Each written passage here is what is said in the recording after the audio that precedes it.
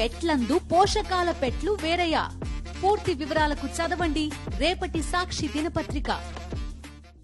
Are the real customs officers or the real narcotics wing of government అట్లా చేసి భయపెడతా ఉంటారు. కానీ మిగతా ఇట్లాంటి ఫ్రాడ్స్లో ఆ విక్టిమ్స్ పడడం మనం ఇంకా ఇప్పటికీ జీర్ణించుకోలేకపోతున్నాం. చదువుకున్న వాళ్ళు, మరి బాగా అనుభవం ఉన్న వాళ్ళు కూడా. ఈ ఫెడెక్స్ ఫ్రాడ్లో ఏం జరుగుతుంది మీకు తెలుసు, రకరకాలుగా భయపెడతారు. ఏంటంటే మీ పేరు మీద ఏదో వచ్చింది, ఒక పార్సెల్ వచ్చింది అంటారు ముందు. ఆ పార్సెల్లో కాంట్రాబ్యాండ్ గూడ్స్ ఉన్నాయంటారు, డ్రగ్స్ ఉన్నాయంటారు, ఒకసారి వెపన్స్ ఉన్నాయంటారు, అమ్యూనిషన్ ఉన్నాయంటారు, లేకపోతే ఇంకా రకరకాల contraband other band goods. So అది వీళ్ళు కూడా ఎట్లా ఉంటుందంటే మనకి ఇప్పుడు రేపు బికాజ్ ఆన్లైన్ మనకు షాపింగ్ ఉంటుంది కాబట్టి ఏదో ఆర్డర్ చేసి ఉంటారు, అది మరి పేరుతో సహా అడ్రస్తో సహా చెప్తున్నారు. మరి అది మన పేరు మిస్యూజ్ చేసి ఎవరైనా ఫ్రెండ్స్ కూడా, ముఖ్యంగా యంగ్స్టర్స్, ఇందులో ఆఫ్ కోర్స్ మోసపోయింది పెద్ద ఆవిడ. యంగ్స్టర్స్ నేను చూశాను చాలా కేసులు. సో వాళ్ళు ఏవో ఆర్డర్ చేస్తుంటారు, చిన్న చిన్న క్లోత్స్ నుంచి, టీషర్ట్స్ నుంచి, anything, shoe, what ever. And అదేమైనా అది మిస్యూజ్ అయ్యి మరి మన పేరు మీద వచ్చిందేమో. దెన్ దే స్టార్ట్ సేయింగ్ మీరు వచ్చి రావాలా, మీ మీద కేసు కాబోతుంది, కేసు నెంబర్ కూడా ఇస్తారు. ఒకసారి ఎఫ్ఐఆర్ పలానా ముంబైలో మేము సీజ్ చేశాము, మీ పేరు మీద ఉంది. ఎక్కువగా ముంబై అనే వస్తుంటాయి ఎక్కువ.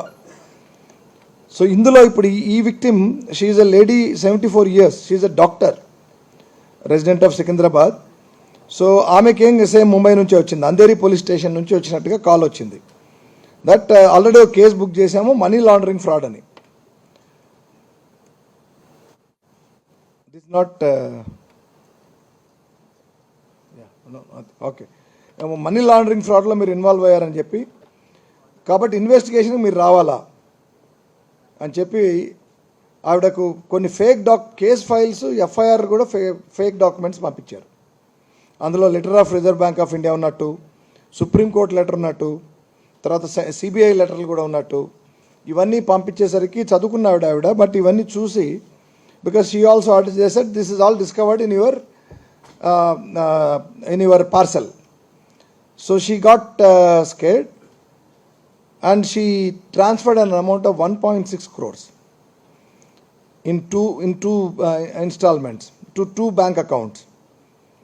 The fear ఏంటంటే ఇక్కడ సిబిఐ వీళ్ళంతా కూడా ఉన్నారు, కేసు ఎఫ్ఐఆర్ కనపడతా ఉంది, సో నన్ను అరెస్ట్ చేస్తారేమో అన్న ఒక భయంతోన షీ రిజిస్టర్డ్. బట్ తర్వాత మళ్ళీ she transferred the money.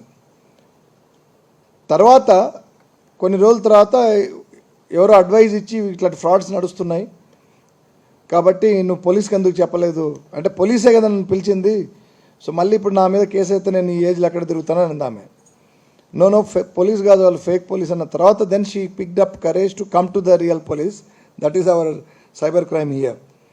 And then when we heard her and we understood it's obviously a fraud and she was defrauded.